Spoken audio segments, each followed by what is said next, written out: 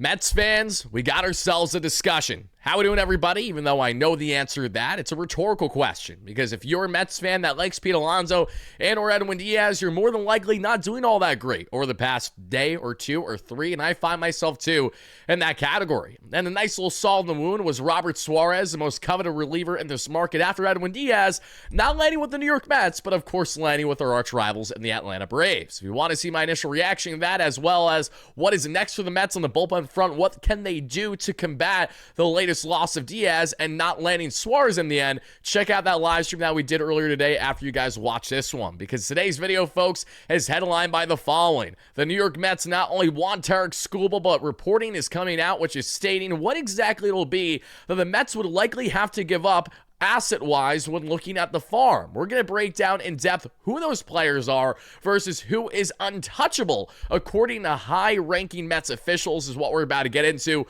We're also going to talk about not only Tarik Skubal, but Willson Contreras, as the New York Mets are absolutely in the market for him as potentially their Pete Alonso replacement at first base. We're going to break down Contreras' game and how, in 1 year, going from a catcher to a first baseman this past season, the veteran put up some really good numbers and actually might be a more logical fit than you initially think. From there, we'll get into other players the Mets have been connected to, including to lesser degrees, guys like Lars Nootbaar, Brendan Doyle. We'll get into the upside and certainly the downside with those younger outfield fits, as well as the latest with Tyler Rogers, as the Mets would love a reunion with the Submariner. Everything to break down, a short period of time to do so all I ask is that you guys smash that like and subscribe button on your way in. Let me know your thoughts in the comments down below as to everything that we have to say in this one, and shout out to our amazing sponsor as always at SeatGeek that has you covered for all of your ticketing needs. Use my promo code WARDY10, that is WARDY10, for 10% off for whatever you need in the ticketing space, whether it's NFL tickets, NHL tickets, NBA tickets, comedies, concert shows, you name it. SeatGeek has you covered. Use my promo code link down below for 10% off your next ticket purchase. Now folks, let's get right into this one. We're going to come back to these Skubal highlights, I promise you, because there's a lot of good things to always talk about on the front of Tarik Skubal. And let's begin here with the following. John Heyman of the New York Post just came out with a piece that you guys can see right here. Mets would love to acquire Skubal, who wouldn't obviously, but here's why waiting for free agency might be the right idea for them. Now that's John sharing his opinion. Let's go ahead and break down the facts in this one from his exact piece, and it is as follows, and I quote, "With the Tigers listening on Skubal and they're having no chance to lock him up long-term, with the side starting a $250 million apart or so in their negotiations, one Mets executive and others are speculating that he will be dealt."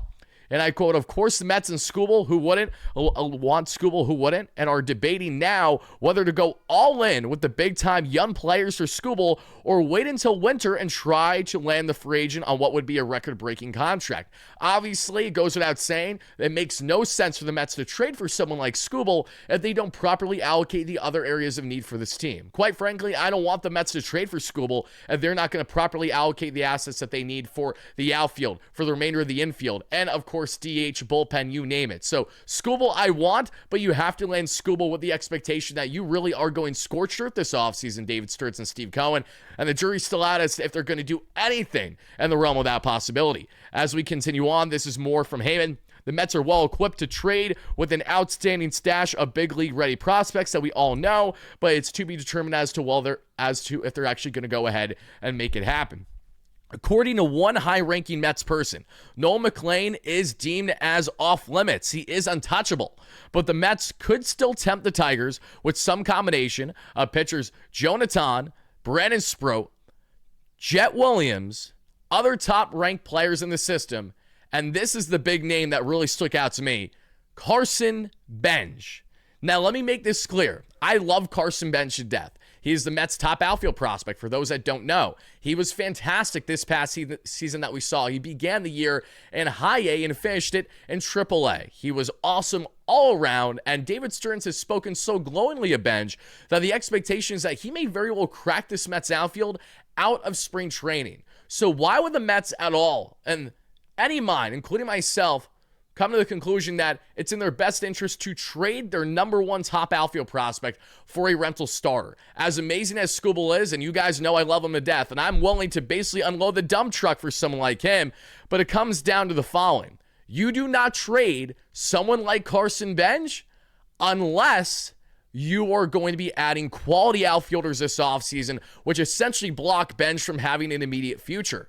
And that may very well be the route the Mets find themselves going down. I know that is a really hard thing to fathom at the moment, because I'm not trying to pitch you on, oh, David Stearns is for certain going to do this. David needs to prove to the fan base, including myself and including in thousands of you guys watching right now, that he knows exactly what he's doing. That whatever his so-called master plan is, that is in fact going to be for the betterment of the club for 2026 and beyond. But knowing that not only are the Mets currently mulling and pondering as to should they go all in on this or shouldn't they, is telling that we may very well see Tarik Skubal traded this offseason. Of course, Jon Heyman did also highlight that the Dodgers, you can't count them out in this kind of conversation. They have assets, and while they don't have as deep of a farm as the New York Mets, and this is me speaking now, they obviously have plenty MLB-ready talent that I'm sure the Tigers would be enticed by to a degree. So all I'm telling you guys is if Tarik Skubal gets traded to, out of all teams, the LA Dodgers, really no point in watching next season unless you just want to watch for the sake of enjoying baseball, and that be that. But let's break down more in Tarik Skubal, and let's break down here what it means if the Mets were to do a package in the realm of what Heyman was suggesting. Again, Carson Bench, Jet Williams, Jonathan, Brandon Sproat, literally giving up the top 4 prospects in the Mets organization outside of Noel McLean. Here's the thing, though. If you want the back-to-back reigning Cy Young Award winner, the best pitcher in baseball, especially out of the American League, and Tarik Skubal, that's what it's going to have to take. There's no other exception, because the Mets are not going to be the only team going after Skubal. They may have the most attractive assets for the Tigers, but the Tigers, of course, in their right mind, are going to weigh all options imaginable to deem what is best fit for them if they're going to trade away their star talent, who almost had a 7-WAR season this past year, meaning that Tarik Skubal alone accounted for almost 7 individual wins as a player, as a pitcher. That's unbelievably good. He's jaw-droppingly good. He had 100 strikeouts just on his changeup alone this year. He touches 98 to 100 on the gun consistently. One of the best fastballs in the game. There is so much to love about Tarik Skubal, who finished just under 200 innings each of the past couple seasons for the Tigers and his back-to-back Cy Young Award-winning seasons for the Tigers. And Skubal is looking for at least $400+ million in the pending market a year from now. And mind you, that market is going to be held up big time because we have a pending lockout more than likely happening because of the drastic divide in the CBA between the players union and obviously the ownership group. And that is actually a reason as to why the Dodgers might be a bigger threat than we initially realized, knowing that there's likely going to be harsher penalties on spending after the next CBA is eventually agreed upon, however long that takes. There's an adamancy to really focus on a win now stage and to buy in while you can. That not only holds true for the Dodgers, but it should also hold true for the Mets if they're actually staying true on trying to better the club for 2026. Now, I know you say to yourself, Wardy, how can they better the club after losing Edwin Diaz and Pete Alonso? And quite frankly, your guess is as good as mine. But that's why we're here to break down all the potential options to kind of rectify or shore up these areas for this club. Because in the meantime, this Mets team isn't even sniffing 70 wins next year. But again, it's December 11th. It is not spring training. I understand a lot is going to happen from now up until that point. And Tarik Skubal, guys, I mean, I've shown you the baseball savant numbers constantly. He's almost in the 100th percentile in essentially everything. What isn't there to love about Tarik Skubal? The only thing that there isn't to love about Tarik Skubal is the fact that he's a pending free agent. But never in a million years would I anticipate, and you guys may feel differently, but I am never going to venture to guess that if the Mets trade for Tarik Skubal, that they would let him walk. Like, that is so counterintuitive, it makes absolutely no sense. Furthermore, the Mets would not trade for Tarik Skubal without clearly going all in as soon as next season. Otherwise, they should do the logical thing, which is wait until he hits the free agent market, which if the Mets are not going all in next season as much as I want them to, and that at all comes to fruition where they're not going to be as serious as we're hoping, then okay, don't trade the farm, don't trade for Skubal. But the farm is so deep for the Mets right now, the best it's ever been positioned. The Mets, of course, came up short on Garrett Crochet a year ago with the Red Sox. This is how you right the ship, by landing a star, not just any star, but literally the best pitcher in the game. The best that we would have seen in this rotation since a healthy Jacob deGrom, which, you know, Jake, of course, was great while he was injury prone in those years. But when I think of 2019 Jake, or so the last time he pitched 30 starts for the Mets, that's what essentially the Mets would be getting in Skubal, if not better. A guy that can give you at least 30 starts a year, north of 200 innings, going 6, 7, 8 innings consecutively every single time he's out there. He checks off every single box that this rotation needs, and the best part, the Mets can trade 4 or 5 of their top assets in the farm and not lose sleep over it. And you want to know why? Because their farm is so deep. The Mets have an abundance of riches and starters. If we separate guys like Noel McLean, Christian Scott, Jonathan, and Brandon Sproat, the 4 horsemen that you guys know most, let's not forget guys like RJ Gordon, Jonathan Santucci, Jack Weniger. The list goes on and on. We got Zach Thornton in there, if I didn't say him already. There's probably at least one other starter that I'm currently blanking on at the moment. The Mets have at least 4 or 5 plus other starters with immense upside in the farm right now. And all this is going to cultivate to them making smart but exciting decisions eventually at some point by trading away these key assets for the better for the single point of actually going ahead and landing a blockbuster trade like this, for example. So Mets fans, if this in fact holds true, that everyone not named Noel McLean is essentially up for grabs in a trade for Skubal, is this something that you are willing to go ahead and do, or is this something that you are very reluctant for the New York Mets to go out of their way to try to make come to fruition because you do not believe it's in the best interest of the organization, even in a world where they see allocated in all their other areas of need? Again, for me, I desperately want Skubal, but I agree with the contingent Mets fans, which is the following: you don't trade for Skubal if you're not planning to go all in next season. It literally makes 0 sense. Just wait until he hits the free agent market. But if you are, if you're planning to add a top outfielder or 2, especially that would justify trading Benj because then you're then blocking him.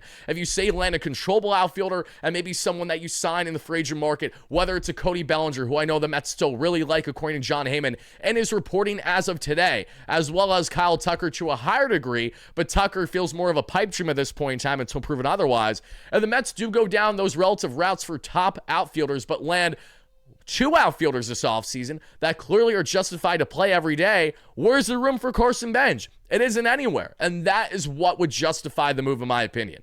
Otherwise, you don't trade Benj. He's no. He's my favorite prospect in the organization. You do not get rid of that man. You don't even do anything close to it. But given this uncertainty, I definitely want to hear from you guys. Again, the pros, the cons, and your thoughts in the comments down below. Now, going on from talking about Carson Benj and Carson Benj and Tarik Skubal, because I can go on and on and on and tell you how much I love Tarik Skubal to death with that 2.2 ERA and 195 innings, 11.1 K per 9, 1.5 walks per 9. He is chef's kiss. He's everything you want in a pitcher and then some. And he's a flame-throwing dominant southpaw, something the Mets don't have. Sean Manaea ain't that. David Pearson ain't that. Tarik Skubal most certainly is that. But let's get on now to our next topic in this one, everybody. I'm going to be very brief on this. I'm only going to take 2 seconds on it. Let's see here.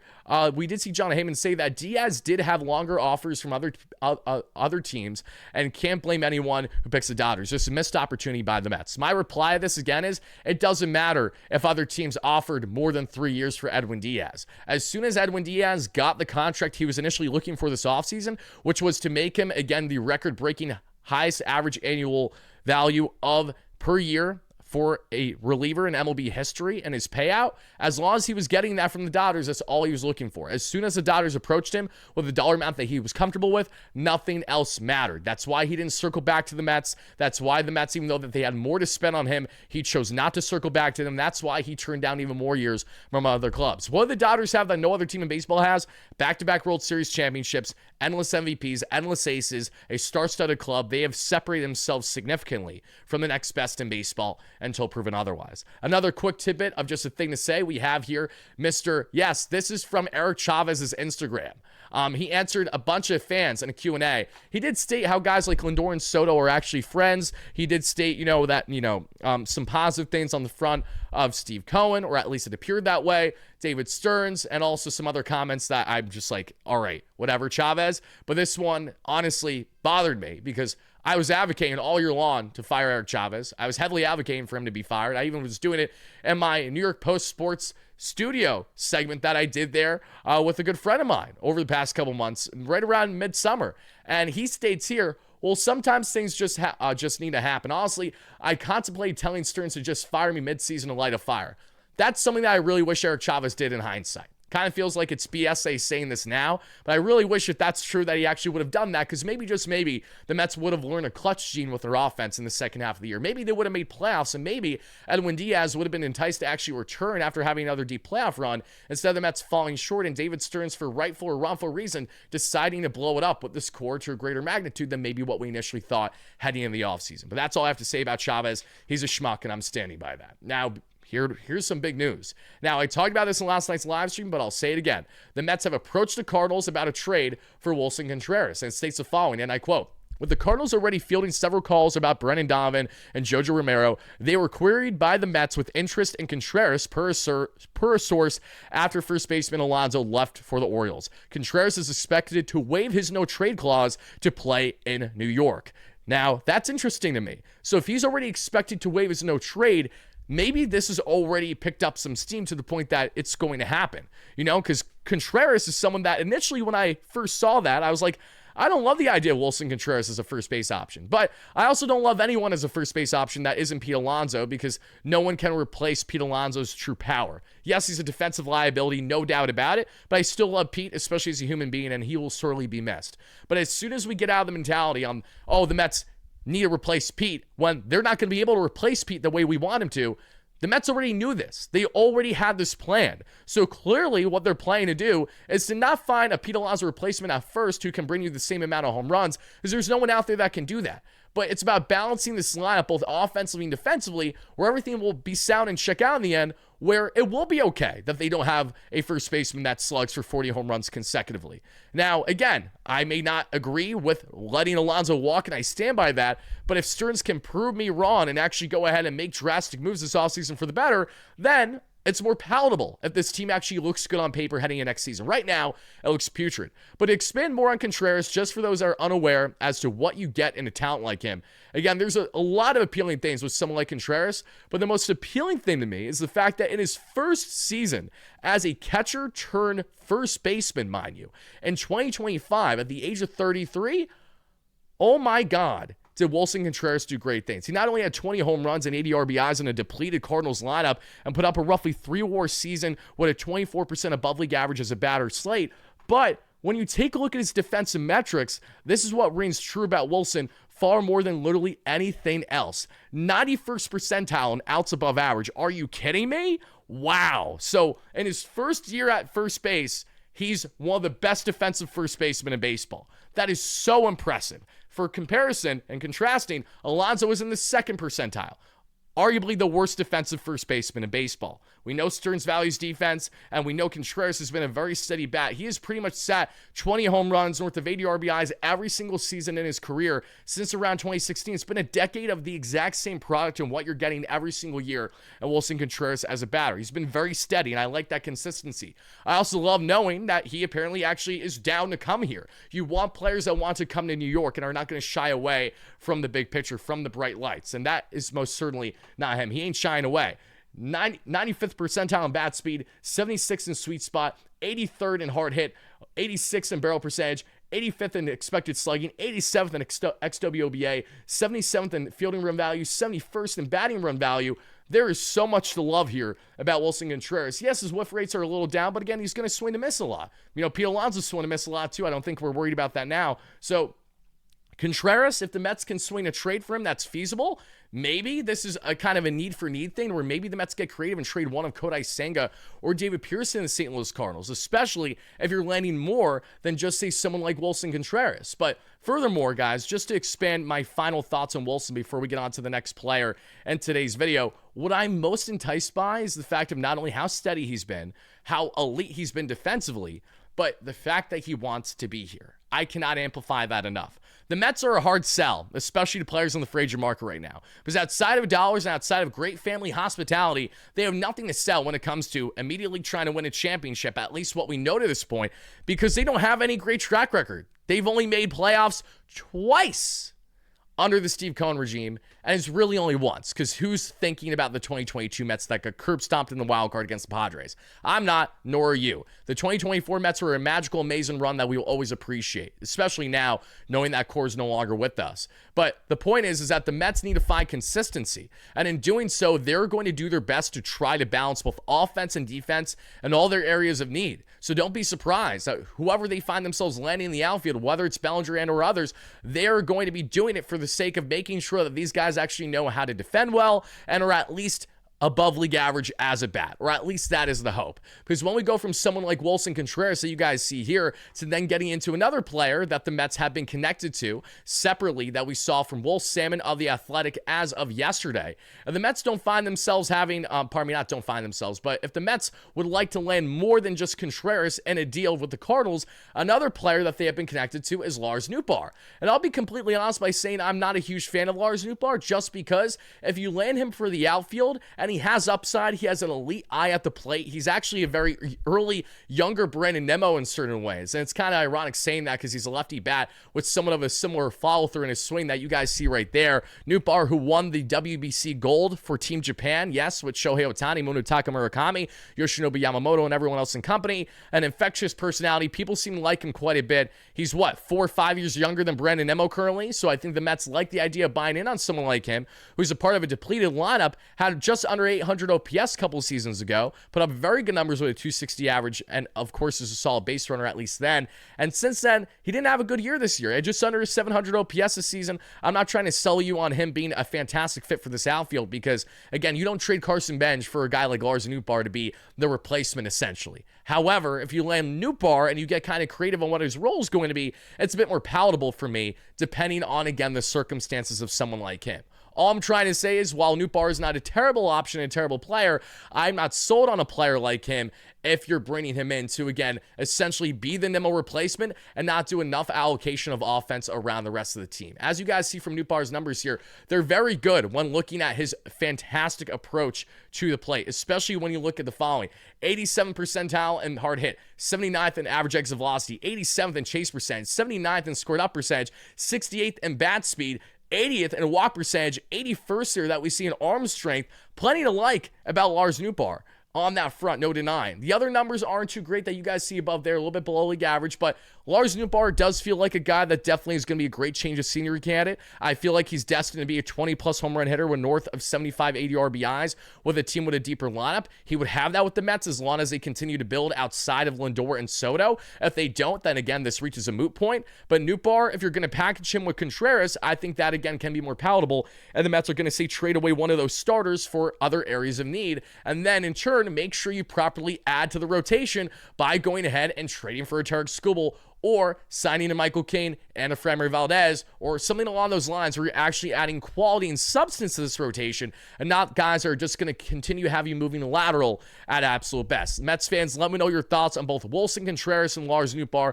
especially Lars. Again, in a deeper lineup, I see the upside, but I'm not nearly as sold on him as maybe I am some other outfield options, headlined by Cody Bellinger and Kyle Tucker, obviously, that maybe are more pipe dreams at this point, to be determined. I think the Mets love Cody Bellinger. That continues to be reiterated.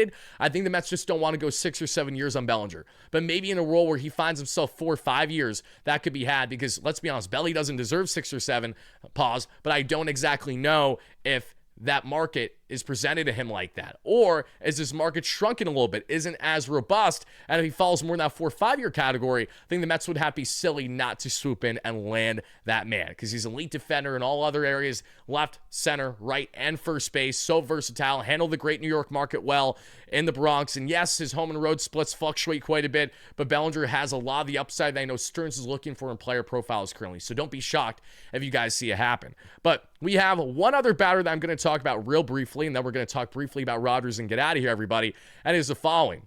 Mr. Brennan Doyle. The Mets have been connected to Brennan Doyle, and in case you guys do not know Brennan Doyle, Doyle has been the outfielder that we have seen for the Colorado Rockies. And as you see from these numbers, the offensive numbers aren't all that great. He was horrendous, 65% on the WRC+, almost 40% below league average as a batter this past season for the 27-year-old. But here's a couple benefits of the doubt for Brennan Doyle. They are as follows. 1, Doyle has only been in the league for 3 seasons. 2, he's on one of the worst teams imaginable in Colorado, so even if you're in a batter's box, because, of course, the ball flies in cores, doesn't change the fact that if you have no protection, it's not easy to hit. And the most important thing I want to amplify is twofold. 1, look at this. This is why the Mets are in his market. And it was reported the Mets are among teams in his market according to MLB trade rumors as of yesterday.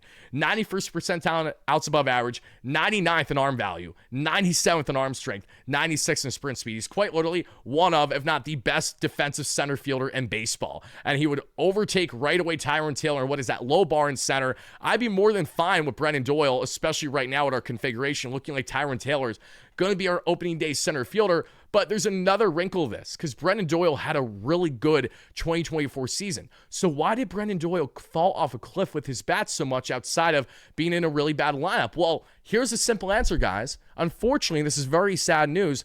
Brendan Doyle, him and his wife, unfortunately, had a passing of their unborn baby right at the start of the season this year. He announced on social media, I believe it was around April, right in the start of the year, he finds out that when they were expecting to have their second child, that child was no longer with us. So not only do I feel terrible for him, his wife, and his family, but I'm sure that loomed large over him and weighed on him quite a bit in the season, because that happened right when the expectation was that he was going to be having his next kid right then and there as the season was beginning. Look at that great catch by Doyle. He's an amazing defender. But instead of that happening, what happens to Brendan Doyle? Oh yeah, that happens to him. So terrible news, justified news as to why he had a down 2025 season. And if you think otherwise, you're just a piece of garbage, but that goes without saying. Brendan Doyle, what am I most enticed by with him? It's not only his elite defensive ability and elite base running ability, a guy that could be consistently stealing 30 to 40 bags for you because he had 30 stolen bags that we saw in the 2024 season. But folks, Doyle's numbers from 2024 ring true as to what you'd be getting, especially in a deeper lineup. And he reeks of a guy that has all the upside in the world to take another gear, another next level in his play. Mind you, on the Colorado Rockies in 2024, Brendan Doyle had 23 home runs, 82 runs scored, 72 RBIs, 30 stolen bases, a 260 average, a 317 on base, a 446 slug, good for league average, a 3.64 player. We are taking that every single day of the week in this Mets center field. Oh my God, would that be an upgrade over the Harrison Baders, the Tyrone Taylors, the Jose Series, and as of late, the Jeff McNeils. They all pale in comparison with a guy like Doyle, who brings everything to the table that you want, has plenty of club control, and is someone who has yet to hit his peak in his career. If the Mets are going to get creative about their center field options, Brendan Doyle honestly might be one of the most sneakiest guys that they find themselves after. I'm more than content with him in center as long as you land a star in that corner outfield, which would further push Carson Bench out and warrant a trade. Again, I don't want to see Bench go anywhere, but if the Mets are going to bring in Doyle, I can't settle with him being our lone outfield acquisition, because Carson Bench has a lot of uncertainty still, and I think the Mets are banking on too much uncertainty heading into next season to be a surefire guaranteed thing. And I feel that way more so because of the uncertainty with the Mets infield right now. Their outfield, their infield, their bullpen, their rotation. They need to shore up these other areas before I can feel comfortable saying, oh, you know what? It is okay if Brendan Doyle is just the one guy that they land in their outfield. Right now, I can't say that in confidence. But last but not least, everybody, let's get on to the final player that I want to highlight in this one. I'll be very brief on this because I've talked about him extensively already, too much, I almost feel like, but there's rightful reason, because he's A, one of my favorite players in the league, B, was one of my favorite players in the league prior to him landing with the New York Mets, and now that he landed with the New York Mets at the trade deadline and did as good as he did, guys, we got to bring Tyler Rogers back. The Mets want Rogers back. Hopefully Rogers has a level of interest in returning. His market is unbelievably robust right now, that we know, but look at these numbers. He's literally the most elite reliever in the game when ground ball, when looking at 98th percentile in ground ball percentage, 95th in hard hit percentage, 100th in barrel, 100th in walk percentage, 99th in average exit velocity, 96th in expected ERA, 95th in pitching run value, 96th in fastball run value. Handled the New York market without a problem when he was traded here. Didn't fall off a cliff, and of course looked like he had no clue what he was doing, i.e. Ryan Helsley, and after a couple outings, Gregory Soto. Tyler Rogers is a lone man at the deadline the Mets need to bring back. He ate almost 80 innings this past season. He consistently eats 70-plus innings per year. He's a workhorse. He sits 84 in his fastball, but it does not matter. He's the only true submarine reliever in baseball, especially as elite as he is. You have to bring him back. He's the perfect seventh-inning guy. At times, you could throw him in the eighth, but you really want him more in that seventh-inning role. He is a fantastic weapon. I loved him with the Mets. I loved him for many years with the San Francisco Giants. Goes without saying, you got to bring back the submariner. And just to refresh you guys, in case you guys are unaware how amazing Tyler Rogers looks with his release point and his delivery, please take a look at the following of him striking out Pete Alonso right there. Okay, so let's start with that. Then let's get into the fact that, oh yeah, O'Neal Cruz, not a problem. See ya. It's 84, but it's like a rising fastball because he starts so low. Then there's him striking out Fry for the Cleveland Guardians as a New York Met, mind you. Tyler Rogers is a bulldog. He's everything that you want from a seventh-inning player. Please bring this man back to the New York Mets. Mets fans, let me know all your thoughts in the comments down below on everything that we broke down in this one. Thank you, as always, so much for watching. Hit that like and subscribe button on your way in and on your way out. Do not hesitate from letting me know your frustrations continued in the comments, as well as potentially your cautious optimism for David Stearns and the Mets this offseason. Thank you guys again. I'll see you next time. Let's go Mets, baby. Peace out.